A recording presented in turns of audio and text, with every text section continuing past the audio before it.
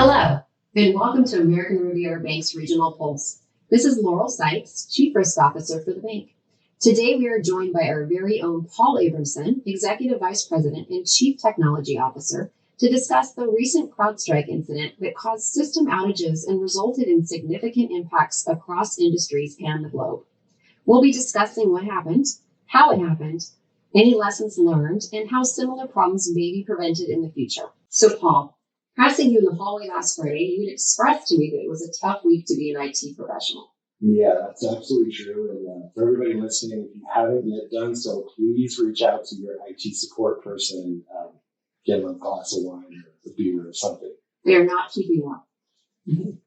There's also been a lot shared by the media that it was a Microsoft issue. Was it CrowdStrike or was it Microsoft? It was definitely a CrowdStrike issue.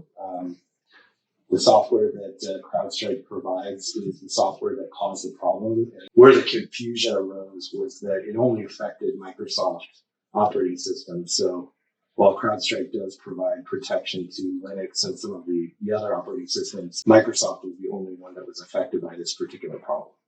It was definitely confusing because the news media was reporting for a while that it was a Microsoft problem. And while that wasn't true, Microsoft certainly stepped up and did a lot to help resolve the problem. So Paul, for those of our listeners that aren't familiar, what is CrowdStrike?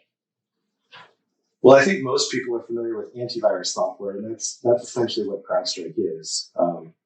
They're focused more on the larger enterprises, governments, financial institutions, heavily regulated industries, but it provides cybersecurity protection that's usually installed on a computer, whether it's a server or workstation, and then has similar functionality to detect and block malicious software and other cybersecurity threats. And how does that relate to Microsoft? Well, Microsoft is one of the most widely used operating systems in the world, both in the consumer market and business market. And how this CrowdStrike software operates is it functions at a very low level in the operating system so that it's able to prevent some of the more sophisticated malware attacks and other threats. So with that low level of access also comes the ability to crash a system if something goes wrong, and that's essentially what occurred. So what did go wrong? So in order to be effective, CrowdStrike has to be able to displace anything that gets introduced to the system that may have malicious intent. In order for that to happen, it needs to sit at a very privileged location in the operating system. And what it does is it has a piece of software that runs, for those of you that understand what this means, inside of the kernel, which is just above the hardware layer in the operating system. This is where things like drivers for devices also sit. And so software that is able to be verified through Microsoft and actually be able to run at that level goes through a very vigorous testing and verification process. So there's one component of CrowdStrike that is sitting at that level. And then they have the dynamic updates that are akin to antivirus definitions that get published when new malware variants are discovered or new attack methods are identified. And so in essence, what went wrong with this update was that they pushed out one of those definition updates that was done in response to an emerging threat.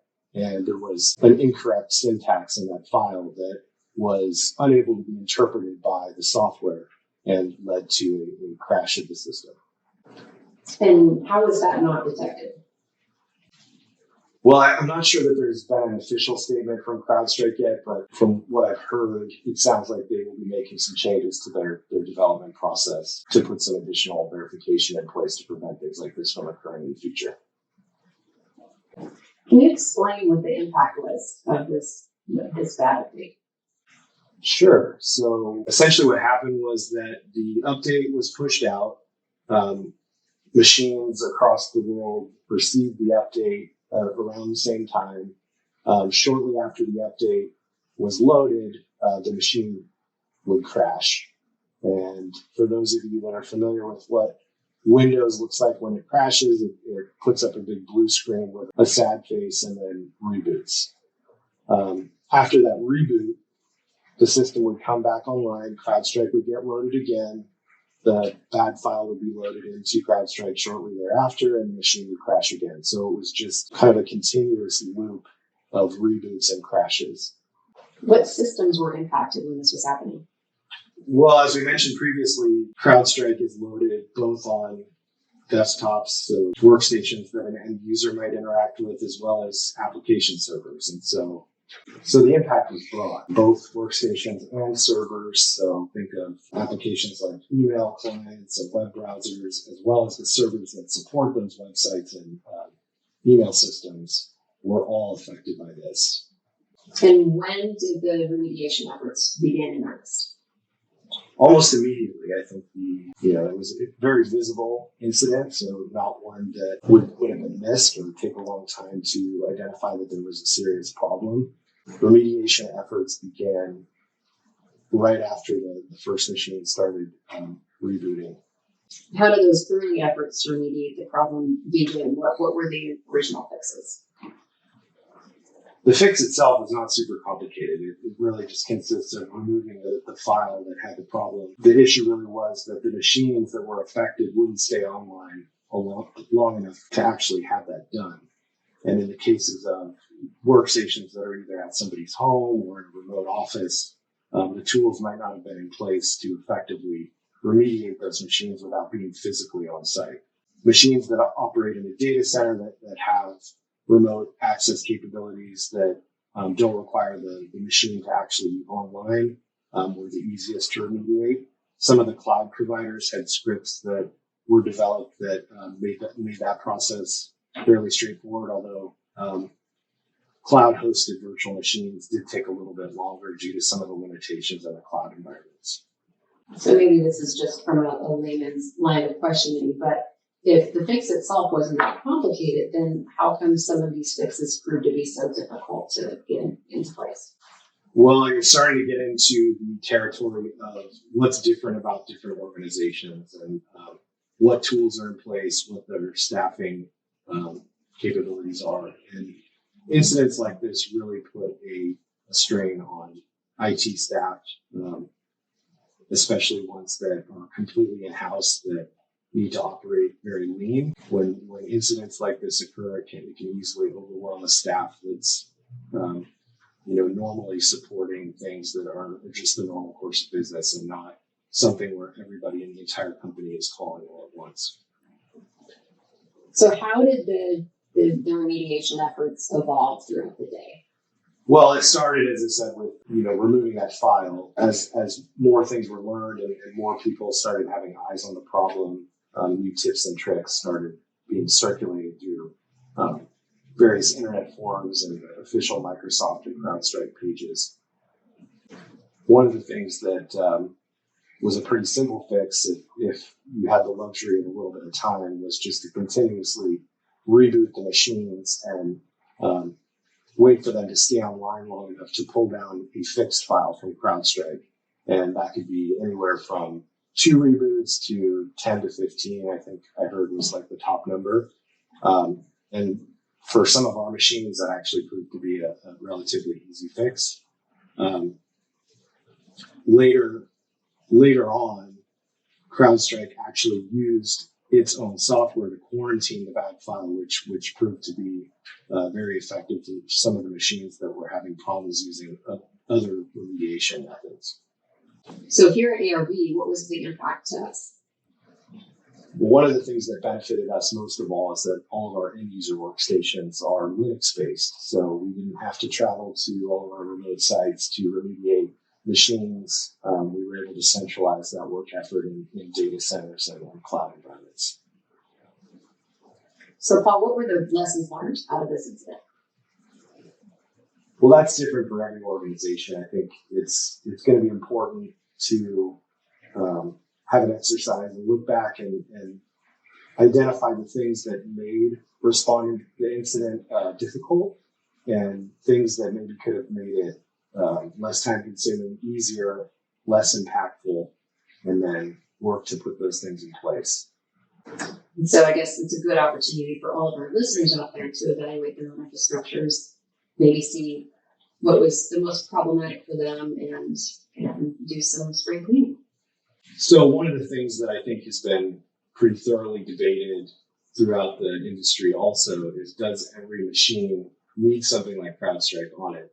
And that's an interesting debate. It's one that makes conversations with regulators and auditors a little bit more difficult, because you will have to talk about maybe less common compensating controls that could reduce your risk profile enough to not run something like CrowdStrike. And in many cases, just throwing CrowdStrike on a machine is easier, and you can check the box and avoid having a more difficult conversation. So during this incident, there was actually a funny post on, I think it was Reddit, about this exact idea and the fact that Southwest Airlines wasn't affected by this because they run their entire operation off of Commodore 64 in Texas.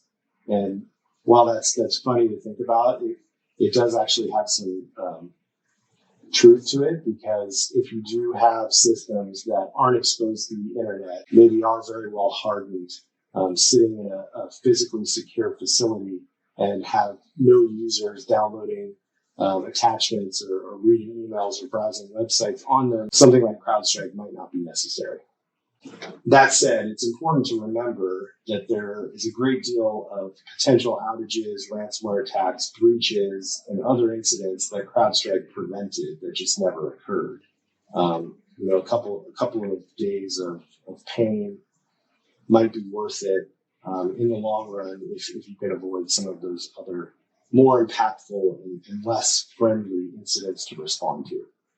Even for those people that weren't affected by this, it's still probably a really good exercise to use as a tabletop, to sit down and have some hypotheticals about maybe the software that you do run for antivirus or another cybersecurity tool with similar capability, or even a vendor that you heavily rely on, being affected by something like this. And what would be your plan? What would be some things that you could maybe put in place proactively that would make recovery from a similar event much easier than was experienced? Well, Paul, thank you so much for taking the time to speak with our listeners today. I'm happy to do it. I have to say, it's certainly better than what we were all doing at last Friday. Well, I don't think anybody's going to argue with that, Paul. Well, I also, again, like to say thanks to all of our vendors and employees that helped us recover from this. And thanks to everybody's patience while we work through it. And also, again, let your staff take a vacation next week. I'd also like to thank our listeners for joining us today. To learn more about American Riviera Bank, you can visit us at americanriviera.bank, where you can find other episodes of our Regional Pulse podcast, along with our blog post that'll include links to more information. Until next time. You mean until next podcast? Yeah, let's hope we're not talking about this again in the near future anytime soon. Thanks for listening.